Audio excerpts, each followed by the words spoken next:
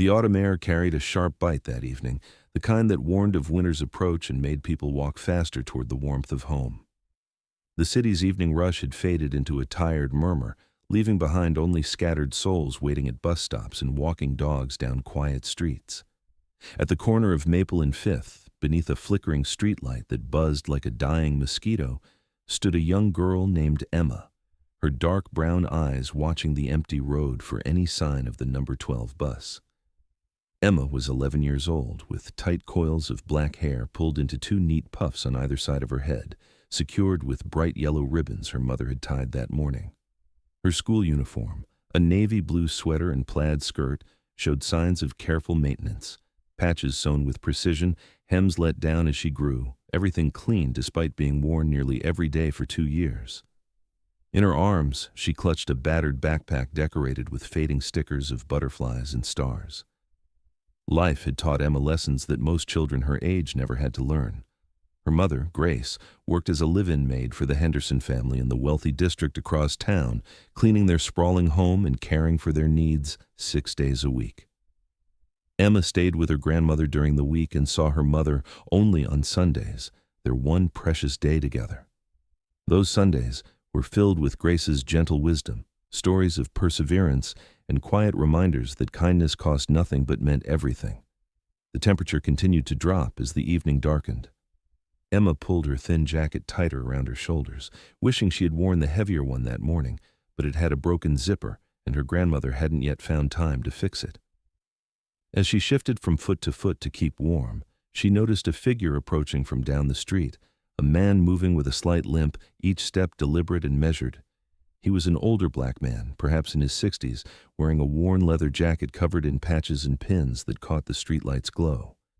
His jeans were faded, his boots scuffed beyond recognition of their original color, and atop his head sat a black bandana tied tight against the cold.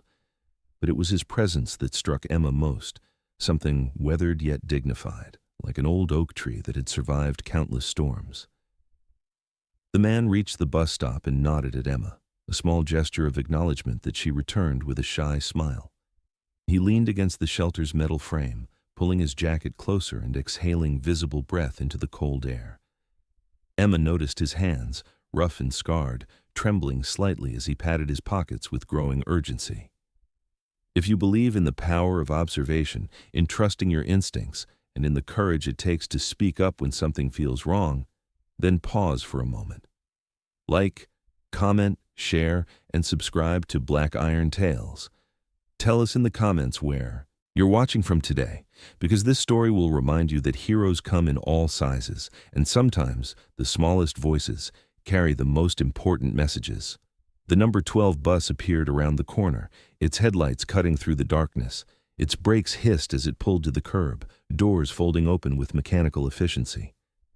Emma stepped toward the stairs, fishing in her jacket pocket for her bus pass, when she heard it, a sharp intake of breath behind her, followed by the rustling sound of someone frantically searching their pockets. She glanced back. The veteran biker stood frozen, patting down his jacket, checking his jeans pockets, his face cycling through confusion, then realization, then something that looked like shame. The bus driver, a middle-aged woman with tired eyes, tapped her fingers against the steering wheel. "Come on, folks, fare or pass, let's go," she called out. Emma boarded and swiped her pass, but instead of moving down the aisle, she stayed near the driver, watching. The man stepped up to the fare box and began speaking, his voice low and gravelly.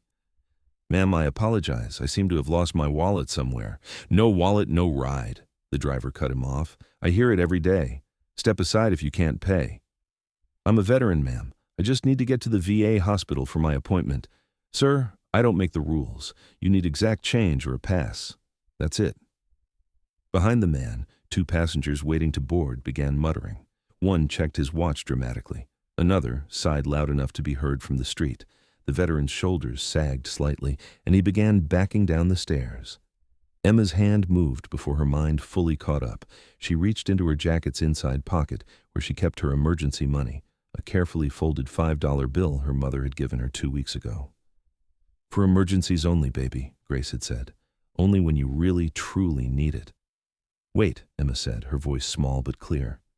She moved back toward the fare box, unfolding the bill. "I can pay for him." The driver looked at her, eyebrows raised. The veteran turned, his weathered face creasing with surprise. Emma fed the bill into the machine, and coins clinked into the return slot.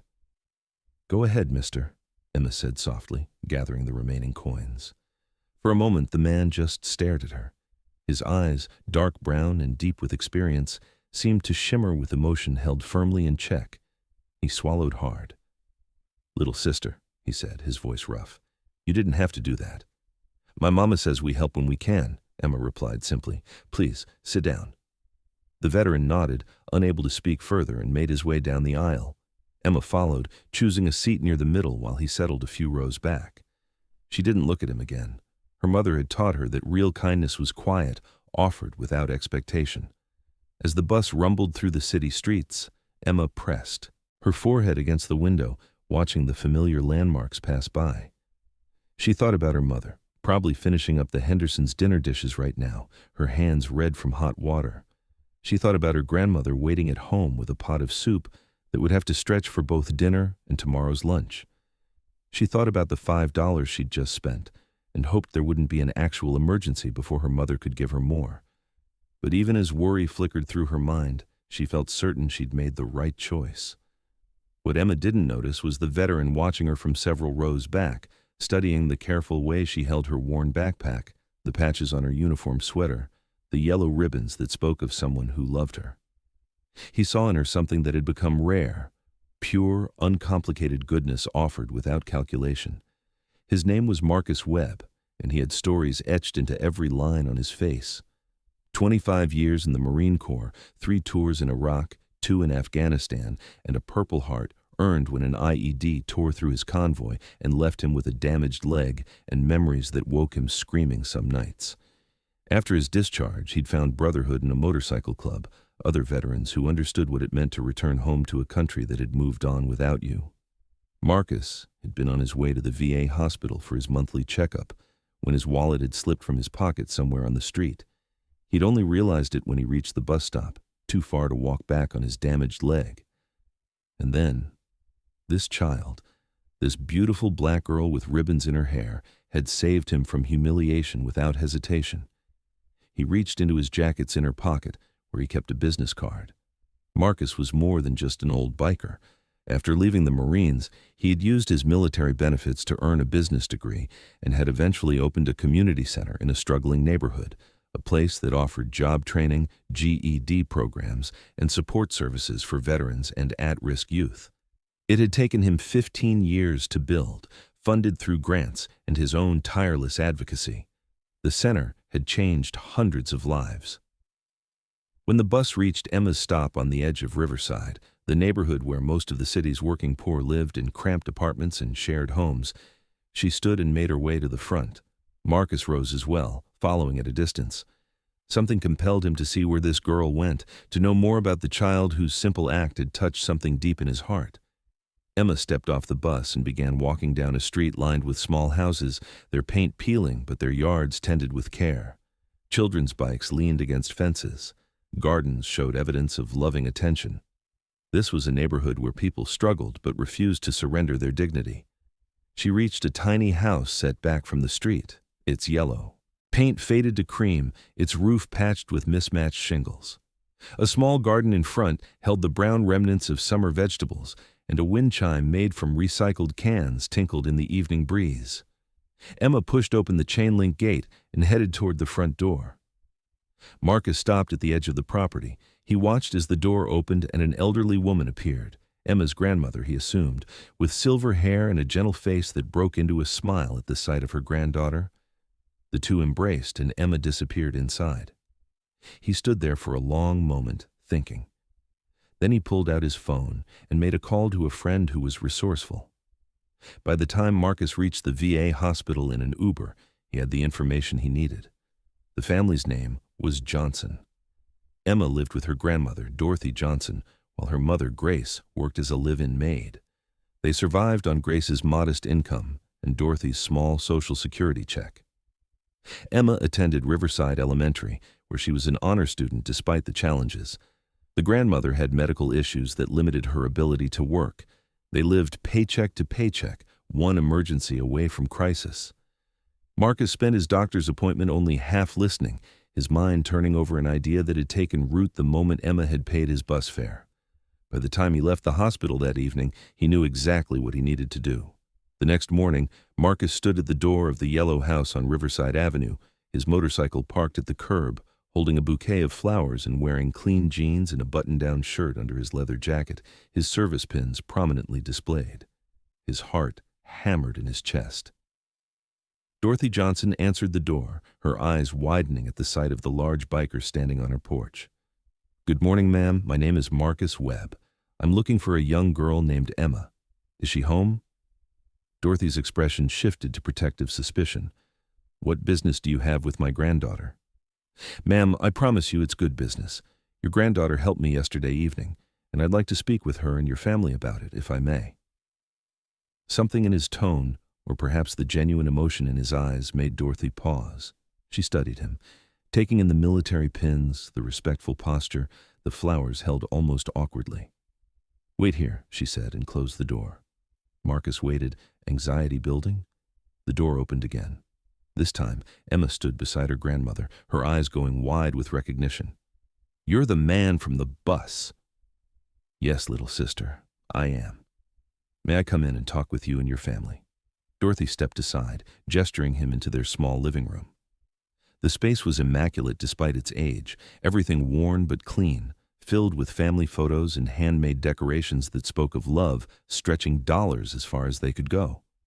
Marcus settled carefully onto a couch that had seen better decades, and Emma sat across from him, her grandmother standing protectively nearby. "Emma," Marcus began, his voice soft, "yesterday evening, you did something remarkable. You helped a stranger when he needed it, without hesitation, without expectation of anything in return. You gave up money that I can tell you needed, because you saw someone in trouble and your first instinct was kindness." Emma fidgeted with her hands. "My mama taught me to help people." "Your mama taught you well, and I want to tell you why your help meant so much to me." He paused. "I'm a Marine Corps veteran. I served this country for 25 years, and when I came home I struggled. A lot of veterans do. Yesterday, I lost my wallet, and I couldn't get to my doctor's appointment. I was embarrassed, frustrated, and feeling like maybe I'd served a country that had forgotten about me."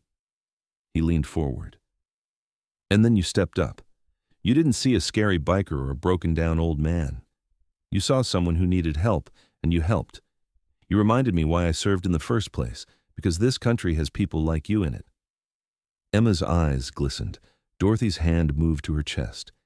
If this story has touched your heart, please take a moment to like, share, and subscribe to Black Iron Tales. We bring you stories that prove heroism comes in all forms, that courage isn't measured by size or age, and that sometimes the smallest voices carry the most important messages. Tell us in the comments, have you ever noticed something important that others missed? Your story might inspire someone else. Marcus continued. "After I got to my appointment, I couldn't stop thinking about you. So I did some research, and I learned about your family's situation. I learned about your mother working as a maid, about you living with your grandmother, about all of you doing your best with what you have." He pulled an envelope from his jacket. "I run a community center that helps veterans and at-risk youth. We provide job training, education programs, counseling, and support services. I want to offer your mother a position at the center as our administrative coordinator. It's a full-time job with benefits, real health care, and a salary that's more than double what she makes now." Dorothy gasped. Emma's mouth fell open. "But that's not all," Marcus said, emotion thick in his voice. "Your kindness yesterday inspired me. I want to set up a college fund for you, Emma. Full tuition, room and board, wherever you want to go when the time comes. Because a child with your heart deserves every opportunity this world can offer." Tears began streaming down Emma's face. Dorothy sank into a chair, her hand over her mouth. "I'm also going to make sure this house gets the repairs it needs," Marcus continued. "New roof, new windows, whatever it takes to make it warm and safe. And your grandmother's medical care.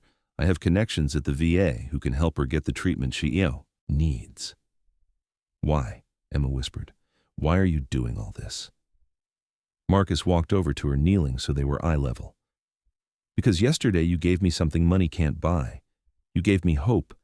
You reminded me that goodness still exists in this world. You gave me a gift, little sister, and I can never repay what that meant to me, but I can honor it.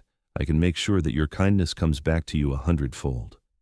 He pulled out his wallet, recovered from the police station where someone had turned it in, and from it, he took out a $5 bill.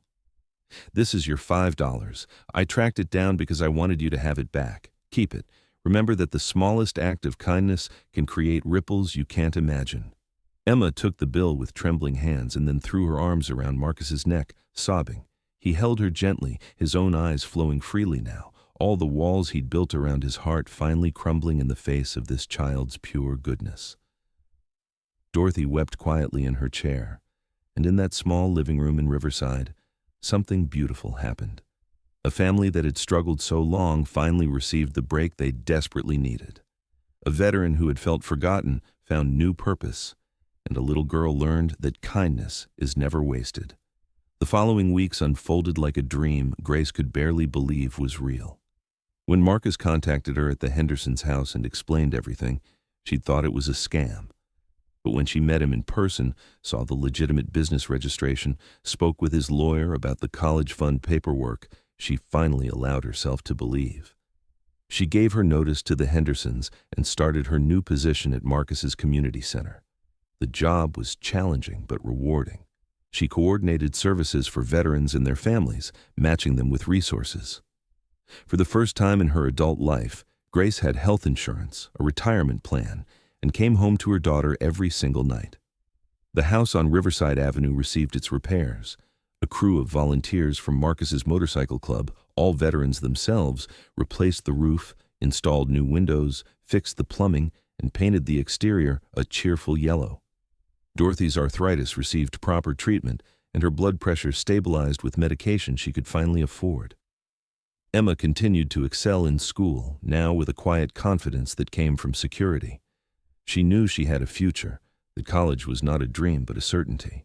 But more importantly, she learned that kindness creates more kindness, that compassion multiplies, and that love given freely returns in abundance. Marcus became a fixture in the Johnson family's life, a surrogate uncle, a mentor, a friend.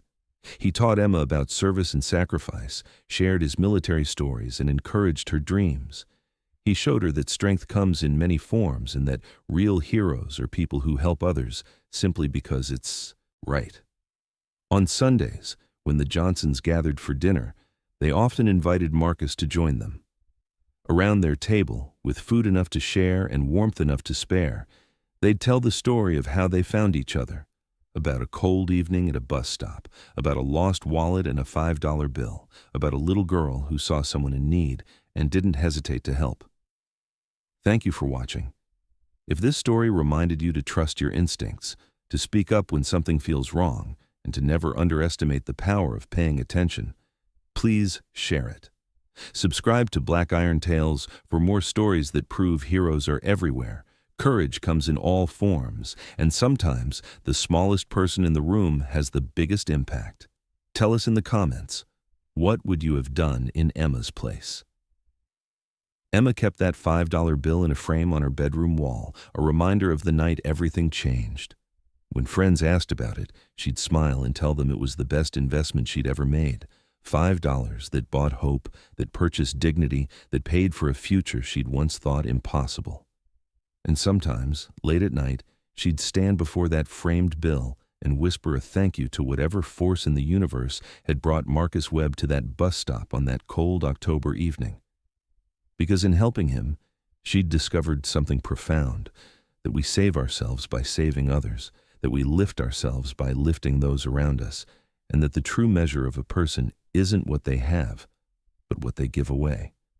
The yellow house on Riverside Avenue became a beacon in the neighborhood, a testament to the power of kindness and the beauty of second chances. And every evening, as the streetlights flickered on and the city settled into its tired rhythm, Emma would sit on the newly repaired porch, her grandmother beside her, and watch the world go by with eyes that had learned to see possibility everywhere.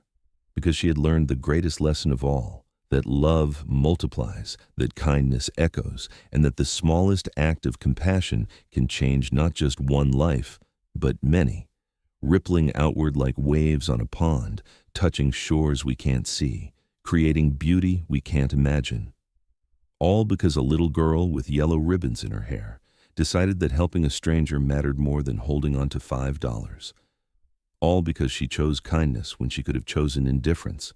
All because her mother had taught her well and she had listened with her whole heart.